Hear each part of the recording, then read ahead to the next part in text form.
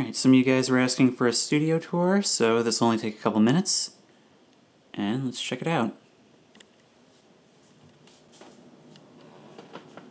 So this is basically where everything happens. The only reason I'm showing you this is because I just got done with a massive shelf cleanup. Believe me, for as messy as it is right now, it was so much worse just a couple days ago. So here we have the newly rearranged shelves full of odds and ends.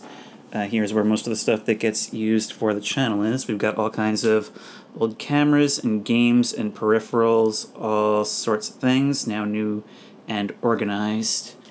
Of course, right here is where 99% of everything occurs.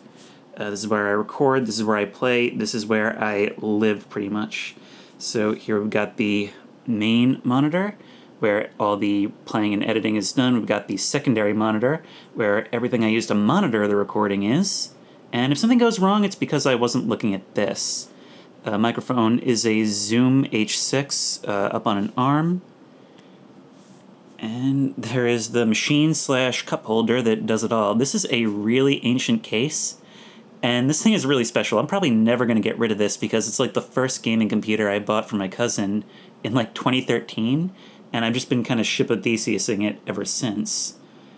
But of course, even if I'm like rendering a video that's been edited, I still want to be able to work, so a lot gets done over here on the rendering machine, which is basically a second PC where all the files are able to be shared over network, and this thing just kind of does all that.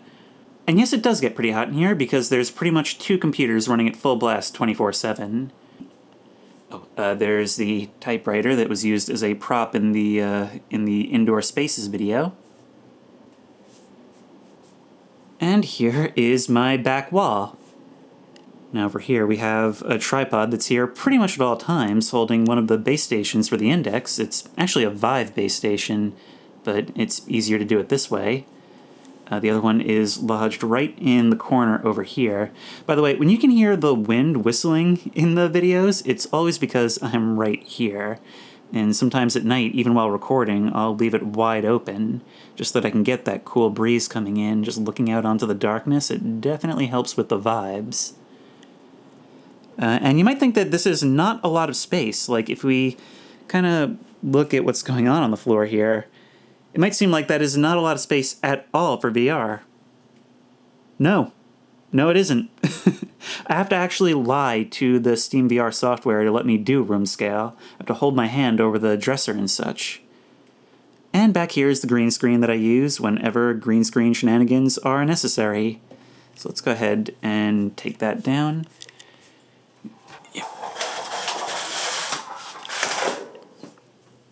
And yeah, I live in here. And that right there is probably the biggest challenge of this whole thing, is basically my entire life, live and work, is all in this very small space. This is why I needed a huge cleanup, because over time, this just gets super crazy, unbearably cluttered. Now, a lot of things that aren't supposed to be on this shelf have been moved here temporarily during the cleanup, but this is so much of what has led me here. So many of these books came from the library I went to as a kid, and whenever I buy new books, I always seek out library copies. Let's also kind of focus so you can see some of what's on there. Like I said, it is a bit of a mess right now. Come down here to the VHS and DVD section. Some of it's kind of blocked at the moment. So many of these are also just like taped at home, and that's what I'm saying. This is not a comprehensive list of all spooky media that I own, but it's definitely the classics. It's a lot of things I've had for like 20 plus years, and that kind of influenced what I think of as creepy and comfy.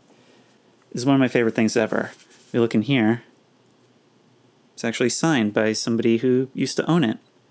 This is why I always seek out like used copies of books. Just little connections like that mean everything. So yeah, that's pretty much the setup. Extremely minimal, extremely quick and dirty, but it gets the job done. And, you know, for as much as I would love to expand it, I would probably always do it at least somewhat like this.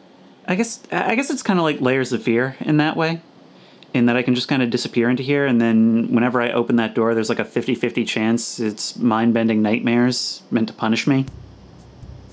Well, far be it for me to waste an upload on something that's only a few minutes long, why don't we look into some channel fun facts? The GM Shambles bumper is one of the oldest on the channel, predating even the patron scroll that usually accompanies it. But over the years, only 1 or 2 people have pointed out to me that they noticed the Watcher in the background.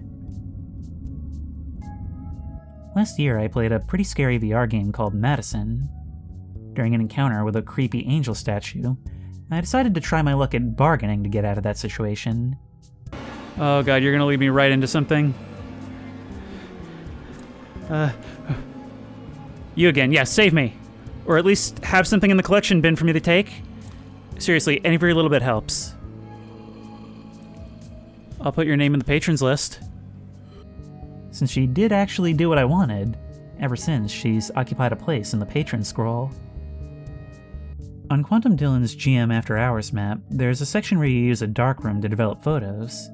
Due to VR glitchiness, it's very hard to push buttons and switches, which led to a really nauseating set of flashing lights. I couldn't help myself and decided to insert a little spookiness to the scene.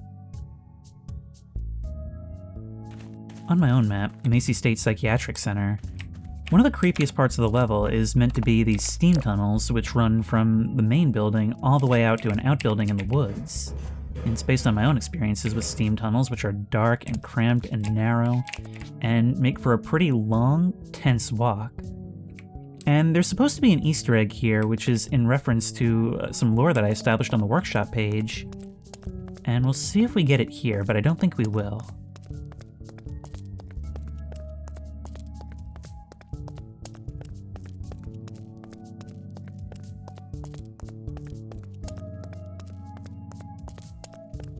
Alright, I don't think it happened. I'm pretty sure if you passed the wheelchair, you've gone too far. I actually used Horror Baby and the wheelchair here as kind of markers for it.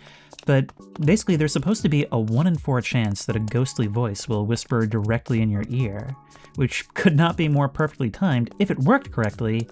However, due to me probably doing something wrong with the way it's scripted, it's way more rare than that, way more rare. To the point where I myself have hardly ever heard it. But it does trigger sometimes, and that's what I find so funny, because in the comments on the workshop and on the YouTube videos I've made about it, it's really funny how very rarely somebody will swear that it happened to them, and then you'll have other people like, nah man, I've been down there and I never had that. So maybe it's actually a happy accident, maybe it's better for that for a ghost story. While we're here, there are some other things I'd like to say on the topic of this map. So, it's never been updated since release, and it's not because I don't want to. There are certainly improvements I'd like to make as far as performance goes, making it prettier, improving the soundscapes. But the VMF file has been broken pretty much since release, and that's because I moved everything over and it was such a ramshackle setup to begin with. For years, like, all of the foliage props would be missing, the floors in here were completely screwed up, but it's more or less back on track now. So I can definitely see myself working on this in the future and, you know, maybe even revamping it a little bit? I don't know, wouldn't you like to see what happens when it was open? Wouldn't you like to see what maybe happens to it afterwards?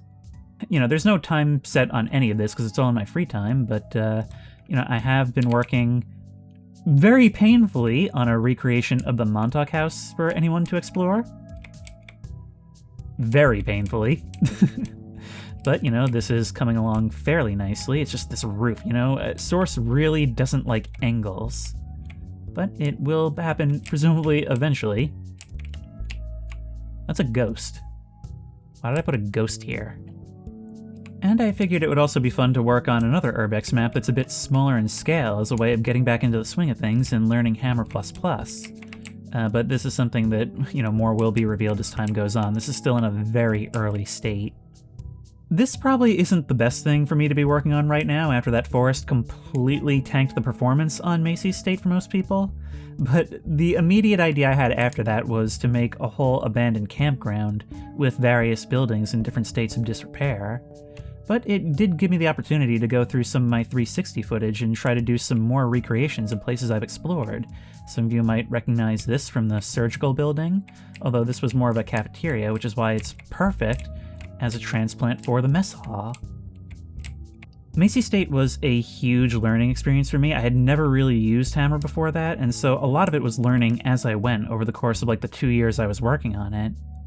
But, I've learned a lot now. I'm making fewer foundational mistakes, and the cool thing is, now that everything's properly mounted, we're having far fewer issues with like files and associations, and more importantly, we have all the assets of infra. So you can see what that does for us as far as building abandoned maps. While we're here, I guess this is probably the best opportunity we're going to get to have a look at some things that I have wanted to show for a while and that I've referenced a few times on the Discord just in passing, but here we can kind of look at the full picture.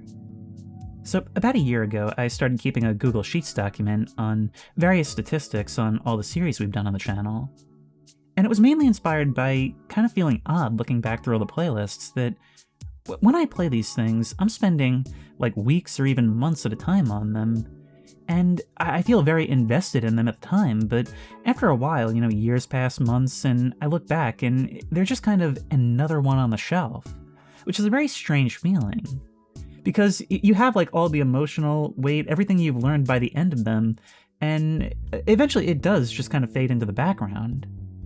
So I started keeping this partly as a means of figuring out which things have been backed up and making sure that all that's kept track of. But also I found it interesting to sort of compare the various numbers here, see these things represented as data over time. And I don't keep track of revenue or view count or any of that because YouTube does that and it's all constantly changing. I'm talking about things like file size, how much space are they taking up, the number of episodes in a series, and most interesting to me, the total runtime of that series. But before we get started here, I should probably explain what we're looking at as far as the color coding. And very simply, it's divided based on year. So you see these first 3 series, Nightmare House 2, Cry of Fear, and Spooky's House of Jump Scares, all in yellow, those are 2020. And at that point, I wasn't really doing this professionally, it was just kind of a hobby, even though the channel was technically monetized. And so there's not a whole lot going on that year. I also do have notes in the margins for any additional useful info, which notes here that Spooky's House of Jump Scares had 2 episodes in 2022. Those will be when I went back for the DLCs. There's a little bit more in 2021, 2 more series, but not a whole lot because I wasn't really seriously doing this full time until the end of 2021.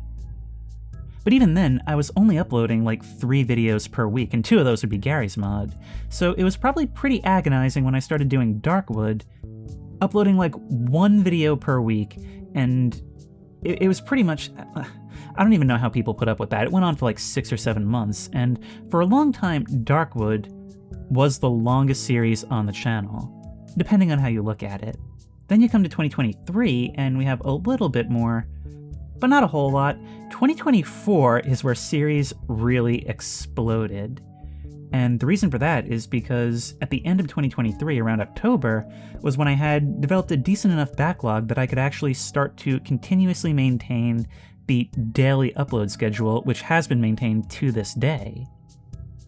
I never meant for that to be the case, it just sort of worked out that way, and I kind of trapped myself. Because this is also when the channel started being a lot more, successful and enriching for me. So, anyway, 2024, I decided, okay, I'm uploading every day. This is going to be the year of the series. Because I can still do everything I was doing before with the one-offs and the one-and-done Gary's Mod videos. And in 2024, we did a lot of series that I said I wasn't going to do because I had, prior knowledge of them. So, the big one is Infra, Blair Witch, Fear, what else? Ghostbusters. I had said I wasn't going to do Subnautica, Resident Evil 7, Alien Isolation, Soma. So I got a lot of that stuff out of the way right then and there. We even did a revisit of Cry of Fear, which, aside from the various seasons of Voices of the Void, that's the only time I've ever replayed a game on the channel. And then you see we keep a similar pace for 2025. And part of doing all this is, yes, I'm doing shorter things. But look, these 3 and 4 episode count, these are things that would normally be too long for a one-off. But if I'm uploading every day, I can easily stick it in okay, this week, Tuesday, Thursday, and Saturday, we can get that done. So it really opens the channel up to a lot of opportunities. And before I move on, I'm going to point out what these blank slots mean, because it's one of 2 things. In the case of the newer things, it usually just means that these series aren't done yet and there's more information to be written. In the case of these older ones, it means I don't have those backed up, so I don't actually know this information for sure, and I'm going to have to go download those. I have recently been in the process of reacquiring these. I got a lot from 2021 and 2. It wasn't until the summer of 22 that I actually was able to afford the storage to keep all these things, so this is just stuff that still needs to be backed up. But now we can have a look at the numbers. And this is where I find the most interesting things, because you can kind of chart like how the channel is run based on this data. So, for example, if we go all the way back to the first playthrough of Cry of Fear, you'll see it ran for 7 episodes, 6 hours, 26 minutes. And that's all well and good, but if we come down to the redux of that, you'll see the file size explodes from 9 gigs all the way up to 58 gigs, and it runs for only 4 episodes, but it's actually 14 minutes longer. And to me that says, I'm more into it now. Like, I'll actually have a decent amount of content in an episode instead of just, playing for an hour on my own time and being like, okay, I'm bored, we'll do some more later. It's also more reflective of what I was doing in 2024 in general, because I was all about getting as many series done that year as I could, and so we had much longer series in general. So Alien Isolation here, we only have 5 episodes, but it's almost 11 hours long. Like, those episodes are like 2.5 hours each, which is something I would try to avoid now, because I do understand, like, who's going to want to watch a 2.5 hour video and then 2 days later watch another one? I have never expected people to, like, keep up to date with every single thing I'm doing on the channel. It's just impossible. It would be like a full-time job. But back then, I was trying to cram in as much as I possibly could. These days, I try to cut things down as much as I can. So, Darkwood. For a long time, I considered this to be the long-running, longest series on the channel. Like, it was never going to be topped. It ran for 30 episodes. It took me like 6 or 7 months to get through it because of the pace at the time. And I'm so proud of this, it lands on exactly 25.5 hours. And pretty much nothing comes close. But even though it only ran for 25 episodes, Minecraft from the Fog is actually about 6 hours longer at 31 hours. These were the 2 longest for a long time. However, they were recently blown out of the water by Stalker 2: Heart of Chernobyl. And look at this big boy. 433 gigs on my backups, 35 episodes long, and almost 51 hours in total length. Now, it's here in 2024 because that's where it was started, but we note that 23 of those 35 episodes were in 2025. So I didn't finish this series until, August, September? It ran for a very long time because it started last November. Definitely beating it out in terms of, length invested in. I had to take long breaks from it just so other series could have a turn.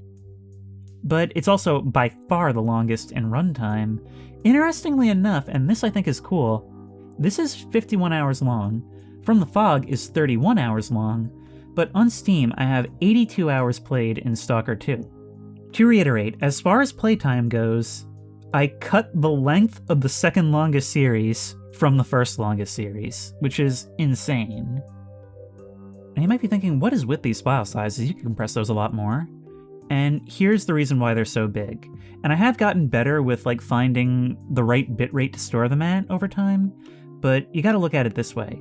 The reason I back these things up is so that if something happens with YouTube, if I have to move to another platform, if they need to be re-uploaded for any reason, those final renders are essentially the master files. That's as good as it's gonna get, because there's no way I'm keeping the raw footage. And so I definitely render on the high end for bitrate, and these are 1440p 60 FPS, sometimes 4K 60 FPS files. So it's gonna be a lot no matter what. And think about the content of these videos. It's a lot of darkness, a lot of shadows, the kind of thing that loves to get ruined by compression.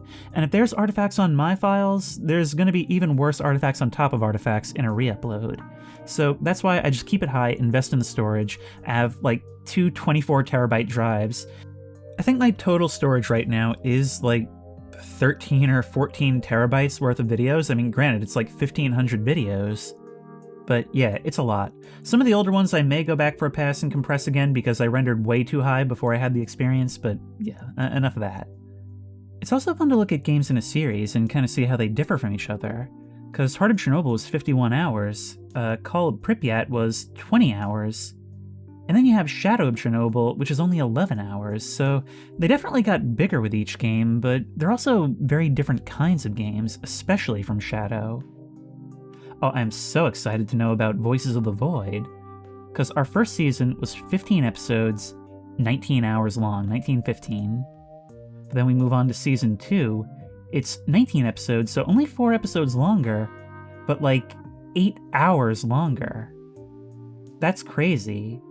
I'm curious to know how this will evolve. So season 3 later the same year, same number of episodes, but about 2 hours longer, so you can see them like creeping up in length. But then you have season 4, which is 2 episodes shorter, 2 hours shorter. And I think you can probably attribute that to it just being less new, me feeling like fewer things that are happening are relevant to show. It comes down to editing choices, because there's definitely more going on as the series progresses. Season 2, I would probably attribute the big jump to like the new base and just everything being revamped, which makes me really curious for how Season 5 will go. I can't believe Night in the Woods was 15 hours long, even though it just like flew by. Actually, I'm surprised at a lot of the numbers on these, especially the shorter series, like seeing that these are like 3-4 hours long, even that feels like a lot. I mean, if we go back and look at Alan Wake, 10.5 hours, compared to Alan Wake 2's 17.5. I honestly thought, like, with what a bigger game that is, that it would be a much bigger difference. But I guess Alan Wake, like the first one, wasn't afraid to have like a lot of repetitive, like running around in the woods segments and just kind of video game busy work. Where Alan Wake 2, like, every sequence was like a memorable scene. So we also kind of see a difference in the way games are made throughout eras, if we compare them this way. With all we've been through here, hope you won't mind if I plug the Patreon a little bit. Seriously, I just want to take a moment to explain pretty much what's on here and what makes it worthwhile. At the present moment, the Patreon is divided into 2 tiers. Tier 1, for only $3 a month, gives you access to most videos uploaded early and ad-free. I maintain a pretty large backlog of videos, and I try to do my best to render these things as early as possible. There's long been a thread in the video suggestions channel on the Discord titled Games I Will Definitely Play in the Near Future. Anybody who's watched this knows that games can actually sit in here for months at a time, but this isn't a list of games that I know I'm gonna play, that list is actually much longer, but it's a list of things I've already recorded, and in many cases already edited. If you see an asterisk next to anything in here, this is a recent addition, that means that it's already available to watch on the Patreon. In general, anything I do will be available early and completely ad-free, all for Tier 1. Then there's Tier 2 for just a little bit more, $5 a month, and that also gives you access to a number of exclusive videos, including several exclusive series that you can only watch on the Patreon. Right now those include Halo 3 ODST, Portal 2, Half-Life 2, Batman Arkham Asylum, and the Resident Evil 2 remake. There's also a whole bunch of one-off exclusive videos that you can see in here. So in addition to the series, there's also a whole lot of one-off videos of me just screwing around in games that I wanted to play and commentate on, but don't really otherwise fit the channel. There's scrapped and cancelled videos, there's behind-the-scenes things. There's even some real-life stuff. Me talking about movies and stuff, that's a fun video where, like, it's all stuff that would normally trigger Content ID. I don't have to worry about it here. Look, there's Matthew recording his Duke Nukem section. There's even whatever happened to me at my first birthday party. Because that happened to me. But yeah, it's all here on the Patreon, and if you want to check it out, I would really appreciate it. Oh, and this has nothing to do with the Patreon, but here's a reward for those who made it this far. You know how I've said I wanted to do more creative things on the channel? Well, stuff is happening.